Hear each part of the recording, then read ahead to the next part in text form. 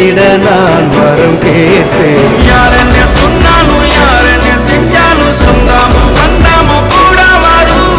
நான் வந்த பின்னாலும் நான் சென்ற பின்னாலும் சொந்தாமும் வந்தாமும் பேசலும். இந்த குடும்பம் ஆறிக்கும்